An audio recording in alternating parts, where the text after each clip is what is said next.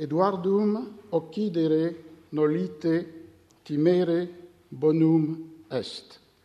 Dans la tragédie de Marlowe, Édouard II, tels sont les mots écrits sur le billet remis par Mortimer à Lightbourne lorsqu'il l'envoie auprès du roi Édouard, emprisonné au château de Berkeley.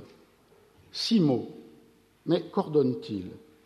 Si celui qui les lira marque une pause après les 4 premiers, il devra assassiner le roi. Ne craignez pas de tuer Édouard, cela est bien. Mais s'il découpe la phrase en 2 parties égales, plaçant la pause après nolite et non pas timere, l'ordre est différent et le monarque aura la vie sauve. Ne tuez pas Édouard, il est bien de craindre. De la manière de ponctuer la scriptio continua de la sentence latine unpointed dépend donc la vie ou la mort du souverain, qui sera imputée du coup non pas à celui qui a écrit ou dicté le billet et de fait ordonné le meurtre, mais à ceux qui l'auront reçu.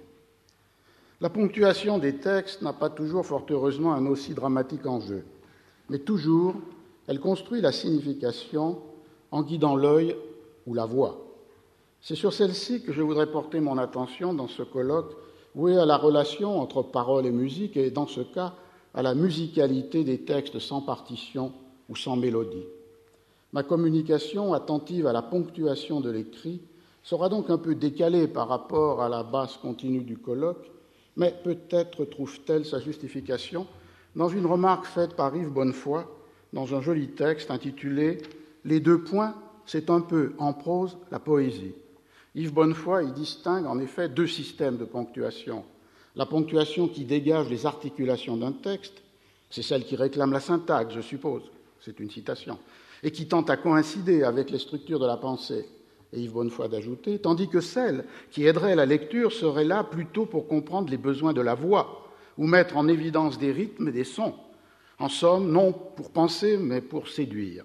Si Yves Bonnefoy conclut décidément en faveur de la première ponctuation, je m'en tiens pour ma part, au moins c'est ce que j'espère, à la ponctuation qui suit les contours de la réflexion. Dans cette intervention, c'est à la seconde que je m'attacherai.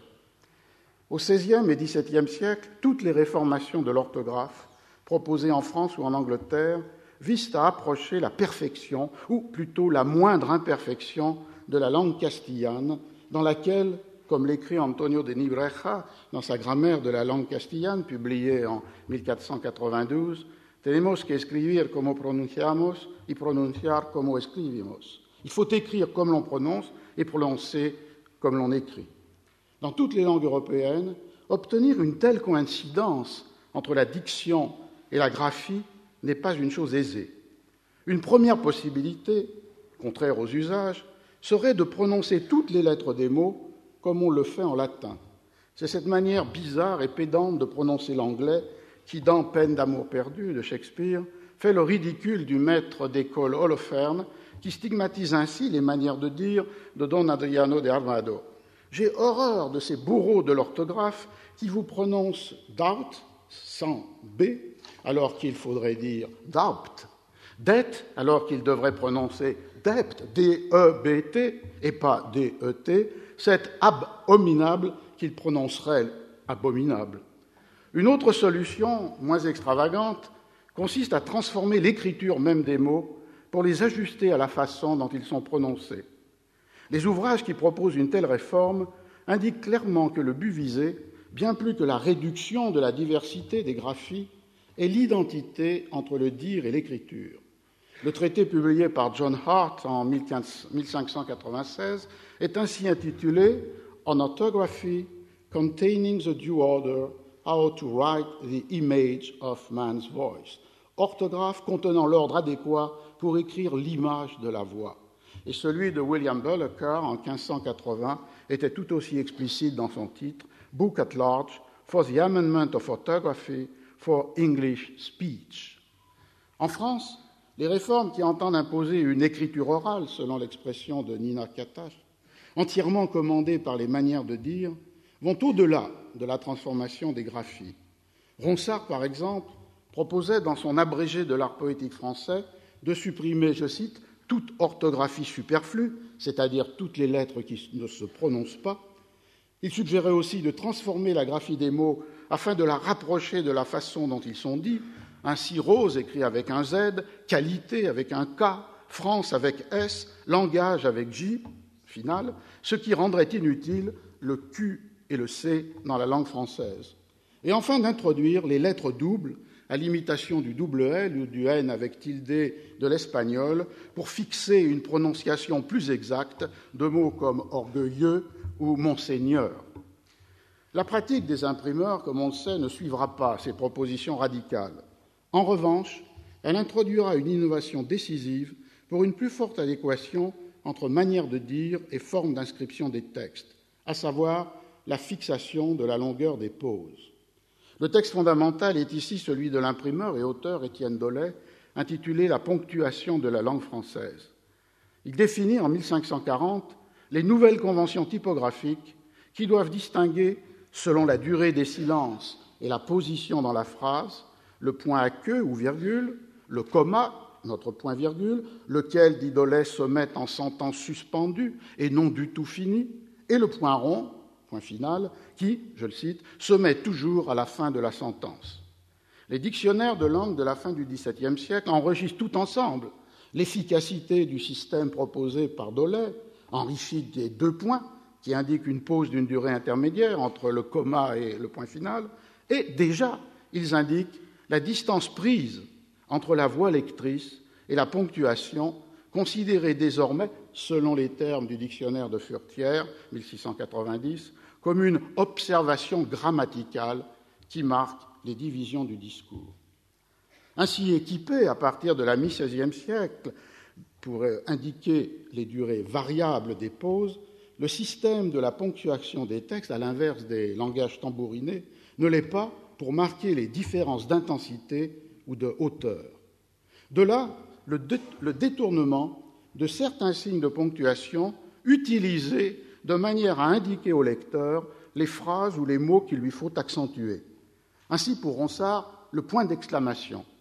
Dans l'avis qu'il adresse au lecteur, dans les préliminaires aux 4 premiers livres de la Franciade, 1572, il indique « Je te supplierai seulement d'une chose, lecteur, de vouloir bien prononcer mes vers et accommoder ta voix à leur passion, et non comme quelques-uns les lisent, ou plutôt à la façon d'une missive ou de quelques lettres royaux, que d'un poème bien prononcé.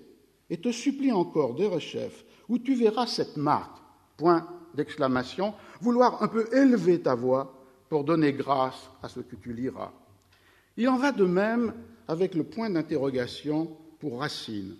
Comme l'a montré Georges Forestier, sa présence inattendue peut indiquer exceptionnellement un signe d'intonation et non une phrase interrogative, comme dans ce vers de la Thébaïde, « Parlez, parlez, ma fille », point d'interrogation. Inversement et plus fréquemment chez Racine, l'absence de point d'interrogation à la fin d'une phrase interrogative signale que la voix doit rester égale, sans monter d'intensité. Ainsi, dans cet autre vers de la première édition de la Thébaïde, « Ma fille, avez-vous su l'excès de nos misères ?» Point final et non pas point d'interrogation. Une autre pratique est celle qui dote d'une lettre capitale les mots qui doivent être accentués ou détachés. Elle est codifiée par les traités qui décrivent l'art de l'imprimerie. Ainsi, les Mechanic Exercises on the Whole Art of Printing de Joseph Moxon, publié en 1683-84, qui impose l'emploi des majuscules pour les mots en cours de phrase, qui ne sont pas des noms propres, lorsqu'ils doivent être l'objet d'une emphasis. Un exemple frappant de l'emploi de majuscules d'intensité est cité par Forestier dans son édition de Racine, avec ce vers de Bajazet, dit par Attalide et maintenu dans toutes les éditions de la tragédie. « J'ai cédé mon amant, tu t'étonnes du reste, avec une majuscule pour amant et tu. » De l'usage musical de la ponctuation des pauses et de l'emploi des capitales comme marque d'intensité, les caractères de la Bruyère sont un magnifique exemple. En retournant à la ponctuation de l'édition de 1696, qui est la dernière que la Bruyère a pu revoir, et en débarrassant le texte d'une ponctuation anachronique, lourde, grammaticale, Louis Van Delft a pu, dans sa propre édition, restituer l'oralité tant de la composition comme de la lecture des caractères. La Bruyère privilégie l'usage de la virgule, traité comme en musique, un soupir. Il refuse les guillemets et surtout, il traite chaque remarque comme une phrase musicale unique qui alterne les séquences rapides, agitées, rythmées par les césures, avec des périodes plus longues, sans ponctuation. Cette composition, où la ponctuation est distribuée en fonction du souffle, est une claire invitation à lire le texte à haute voix pour soi-même ou pour d'autres. Et de fait, on sait que le metteur en scène, Jean-Marie Villégier, a fait des caractères la matière de lecture publique. D'autre part, les majuscules placées au début de nombreux mots dans le cours du texte témoignent pour l'acuité de ce que l'on pourrait appeler la conscience typographique de La Bruyère, qui joue souvent avec les effets visuels ou sémantiques produits par les formes données au texte. Par exemple, en mettant en italique ou en insérant par des virgules les propos rapportés, les langages en usage, qu'ils sont la cible même de son ironie ou de sa critique, ou bien encore en utilisant les majuscules comme un coefficient de dignité, selon l'expression de Louis Van Delft. Mais peut-on supposer que tous les auteurs ont été aussi attentifs que Ronsard ou La Bruyère à la ponctuation de leurs œuvres? Ce n'est pas en tout cas ce qu'indiquent les textes anciens qui, écrits par des hommes de l'art typographique, insistent sur le rôle décisif des compositeurs et des correcteurs des imprimeries. Dans l'Espagne du siècle d'or, la apuntuación est une de leurs tâches essentielles lors de la préparation et de la composition typographique du texte, tout comme le sont la colocation des accents et celle des parenthèses. En 1619, Gonzalo de Ayala, qui était lui-même correcteur d'imprimerie, indique que le correcteur, je cite, doit connaître la grammaire, l'orthographe, les étymologies, la ponctuation, la disposition des accents. En 1675, Melchor de Cabrera, un avocat du Conseil du roi, qui défend les exemptions fiscales des imprimeurs de Madrid, souligne que le compositeur doit savoir, je cite, placer les points d'interrogation et d'exclamation et les parenthèses, parce que souvent, l'intention des écrivains est rendue confuse du fait de l'absence de ces éléments nécessaires et importants pour l'intelligibilité et la compréhension de ce qui est écrit ou imprimé. Parce que si l'un ou l'autre fait défaut, le sens est changé, inversé et transformé. Quelques années plus tard, pour Alonso Victor de Paredes, le correcteur doit, je cite, comprendre l'intention de l'auteur dans ce qu'il fait imprimer, non seulement pour introduire la ponctuation adéquate, mais aussi pour voir s'il n'a pas commis quelque négligence afin de l'en avertir. Les formes et les dispositions du texte imprimé ne dépendent donc généralement pas de l'auteur, puisque celui-ci délègue à celui qui prépare la copie ou à ceux qui composent les pages les décisions quant à la ponctuation, l'accentuation et les graphies. Dans ce partage de la responsabilité quant à la ponctuation, chaque tradition critique, chaque tradition de la critique textuelle a privilégié l'un ou l'autre des acteurs engagés dans le processus de composition et de publication des textes entre le XVe et le XVIIIe siècle, à l'âge de ce qu'on pourrait appeler l'Ancien Régime typographique. Pour la bibliographie matérielle, les choix graphiques et orthographiques et les choix de ponctuation sont fondamentalement le fait des compositeurs, pour nous les typographes. Les ouvriers typographes des ateliers anciens n'avaient pas tous la même manière d'orthographier les mots ou de marquer la ponctuation. De là, la récurrence régulière des mêmes graphies ou des mêmes usages des signes de ponctuation dans les différents cahiers d'un même ouvrage en fonction des préférences ou des habitudes du compositeur qui en a composé les pages. C'est pourquoi les spelling analysis, avec l'étude de la récurrence des caractères endommagés ou des ornements, ont permis d'attribuer la composition de telle ou telle page à tel ou tel compositeur et ainsi de reconstituer le procès même de la fabrication du livre, soit seriatim, c'est-à-dire en suivant l'ordre du texte, soit, comme il est fréquent au XVIe et XVIIe siècle, par forme, c'est-à-dire en composant à la suite toutes les pages assemblées dans un même châssis de bois appelé forme et imprimées sur le même côté d'une feuille d'imprimerie, par exemple pour un in-quarto, les pages 2, 3, 6 et 7, ce qui permet de commencer l'impression d'une feuille alors même que toutes les pages d'un même cahier n'ont pas encore été composées, mais ce qui suppose aussi le calibrage préalable et exact de la copie manuscrite.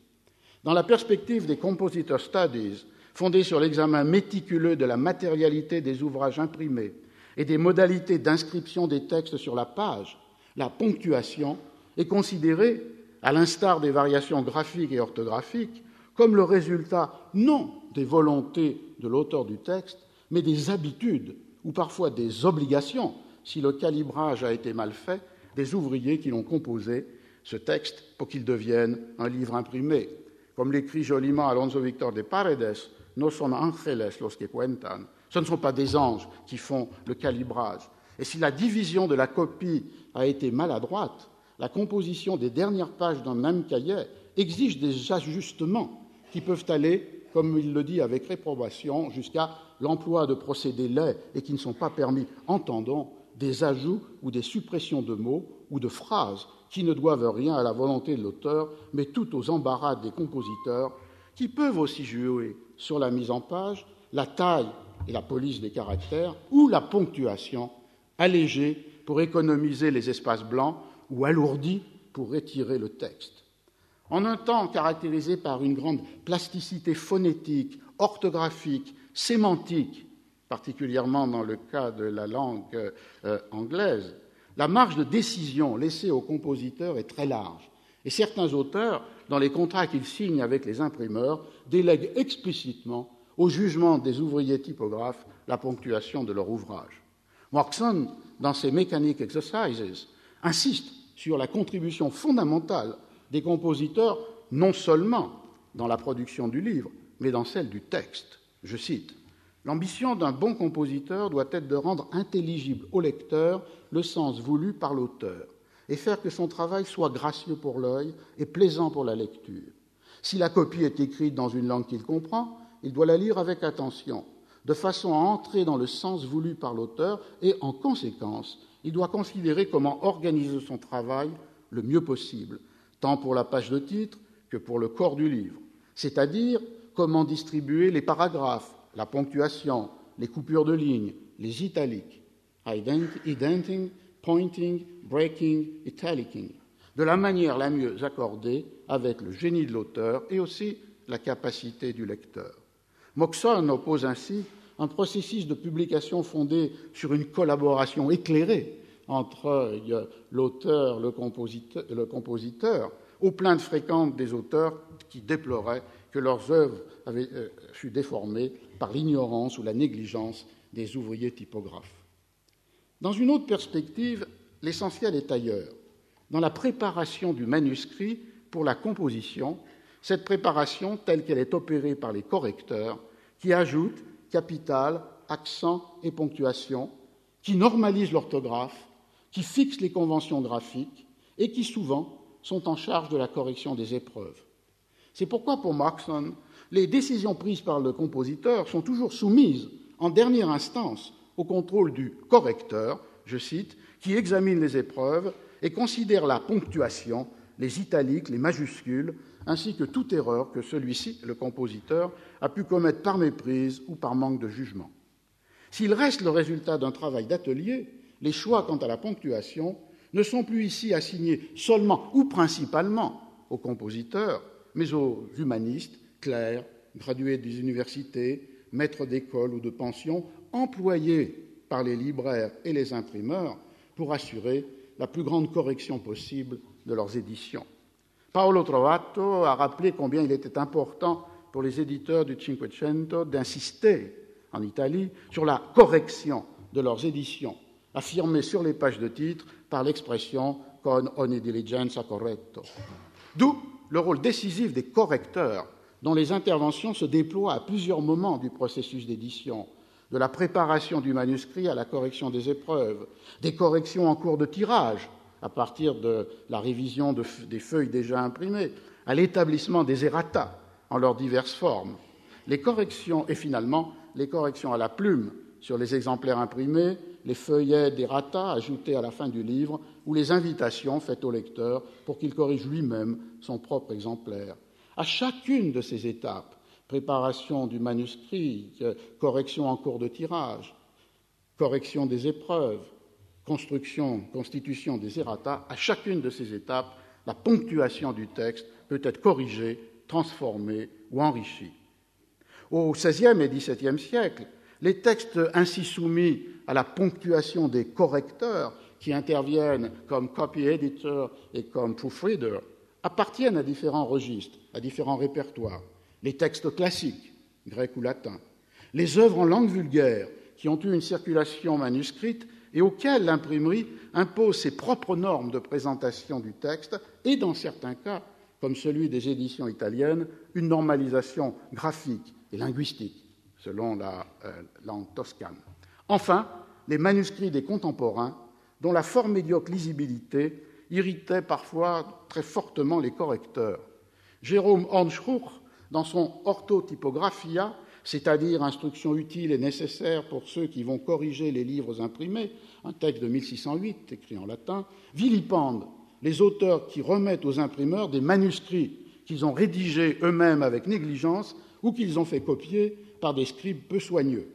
Le travail des compositeurs et celui des correcteurs s'en trouvent profondément affectés, et c'est pourquoi, déclare Hornschruch, « Je voudrais donc, non tant au nom des correcteurs qu'à celui des imprimeurs, admonester et supplier avec insistance tous ceux qui feront un jour publier quelque chose, de le présenter de telle façon qu'il ne soit pas nécessaire de demander dans l'atelier de l'imprimeur, avec l'esclave de la comédie, les poules ont-elles aussi des mains ?»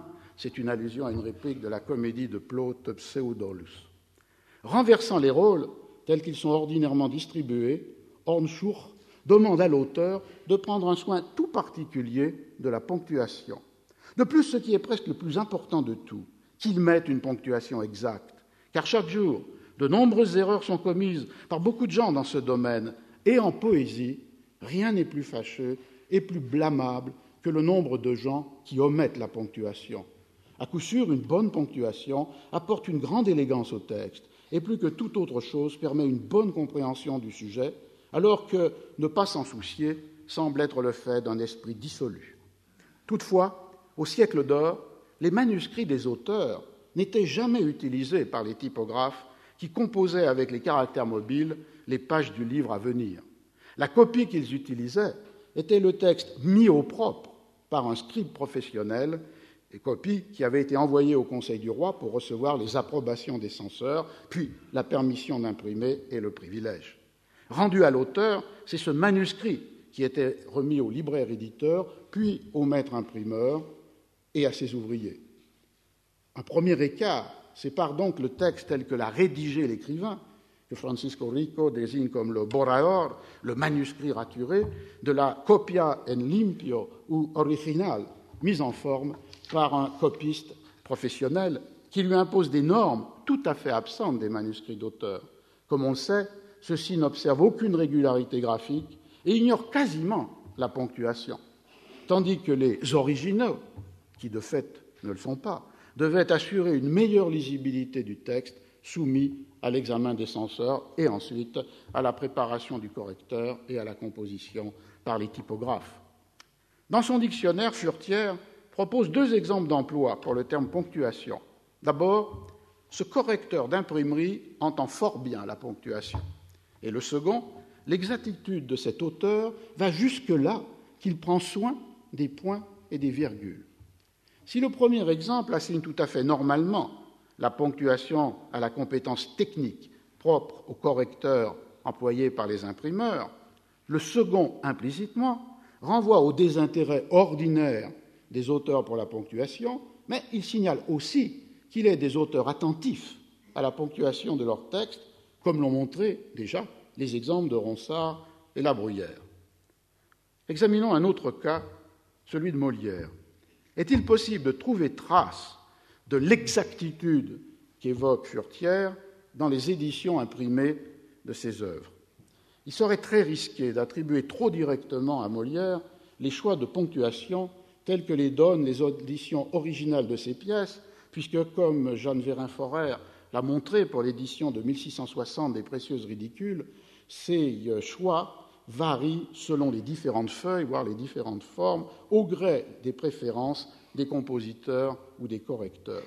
Pourtant, les écarts de ponctuation qui existent entre les premières éditions des pièces, publiées peu de temps après leur première représentation parisienne, et les éditions postérieures permettent de reconstruire, sinon les intentions du dramaturge, du moins les destinations attendues du texte imprimé. On sait les réticences de Molière devant la publication imprimée de ses pièces, avant les précieuses ridicules, justement, et la nécessité de devancer la publication du texte par sommets et riboux, faite à partir d'une copie dérobée et sous le couvert d'un privilège obtenu par surprise. Jamais Molière n'avait livré l'une de ses comédies à l'impression. Il y avait à cela des raisons financières, puisqu'une fois publiée, une pièce pouvait être jouée par n'importe quelle troupe, mais aussi des raisons esthétiques. Pour lui, en effet, l'effet du texte de théâtre tient tout entier dans l'action, c'est-à-dire dans la représentation. L'adresse au lecteur qui ouvre L'Amour médecin, représenté à Versailles, puis sur le théâtre du Palais Royal en 1665 et publié l'année suivante, souligne l'écart entre le spectacle et la lecture. Il n'est pas nécessaire de vous avertir, dit Molière, qu'il y a beaucoup de choses qui dépendent de l'action. On sait bien que les comédies ne sont faites que pour être jouées, et je ne conseille de lire celles-ci qu'aux personnes qui ont des yeux pour découvrir dans la lecture tout le jeu du théâtre. Pourquoi alors ne pas penser que la ponctuation est l'un des supports possibles, avec l'illustration du frontispice ou les didascalies, pour que soit restitué dans le texte imprimé et sa lecture quelque chose de l'action et de la parole du théâtre.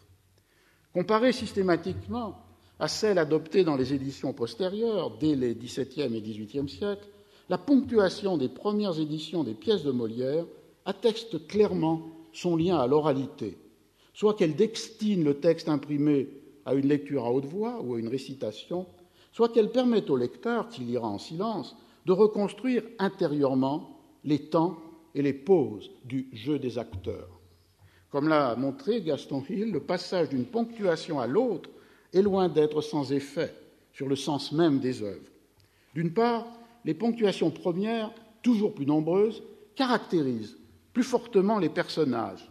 Ainsi, la virgule présente dans l'édition de 1669 est disparue ensuite, après le premier mot « gros » dans ce vers plus célèbre du Tartuffe. « Gros, virgule, et gras, virgule, le teint frais, virgule, et la bouche vermeille », ou bien la multiplication des virgules et des capitales pour distinguer les manières de dire du maître de philosophie de celles du maître de danse dans le bourgeois gentilhomme. D'autre part, les ponctuations des éditions originales donnent des pauses qui permettent les jeux de scène ou leur reconstitution imaginée. Par exemple, dans la scène des portraits du misanthrope, l'édition de 1667 contient 6 virgules de plus que les éditions modernes, ce qui permet à Célimène de détacher les mots, de prendre des temps, de multiplier les mimiques. Enfin, ces ponctuations originelles mettent en évidence des mots chargés d'une signification particulière. Alors que les 2 derniers vers de Tartuffe ne comportent aucune virgule dans les éditions modernes, et par un douzimen, le dernier vers de Tartuffe, et par un douzimen couronné en Valère la flamme d'un amant généreux et sincère, dans la première édition, celle de 1669, le texte est ainsi donné, et par un douzimen couronné en Valère la flamme d'un amant généreux, virgule, et sincère. Le dernier mot de la pièce, sincère, est ainsi clairement désigné comme l'antonyme de celui qui figure au titre, Tartuffe ou l'imposteur. Cette ponctuation abondante, qui indique des pauses plus nombreuses et généralement plus longues que celles retenues ensuite, enseigne au lecteur comment il doit dire ou lire les vers et faire ressortir un certain nombre de mots généralement dotés de capitales d'imprimerie, elles aussi supprimées dans les éditions postérieures. Quel que soit le responsable de cette ponctuation, Molière, un copiste, un correcteur, les compositeurs, elle indique une forte relation, clairement perçue, avec l'oralité de la représentation sur la scène du théâtre ou l'oralité de la lecture de la pièce. Dans l'Angleterre des XVIe et XVIIe siècles, nombreux sont les jeux poétiques ou dramatiques avec la ponctuation, dont les variations transforment ou inversent le sens d'un texte, sans en changer un seul mot. Les créations poétiques s'emparent de la formule en proposant plusieurs significations d'un même vers, s'il est lu en suivant une ponctuation ou une autre. Il en va de même sur la scène. Au dernier acte du Songe d'une nuit d'été, Quince, l'artisan, ouvre la représentation de Pyrame et Thisbé que les artisans d'Athènes vont donner à la cour de Thésée par un prologue qui se veut une captatio benevolentiae.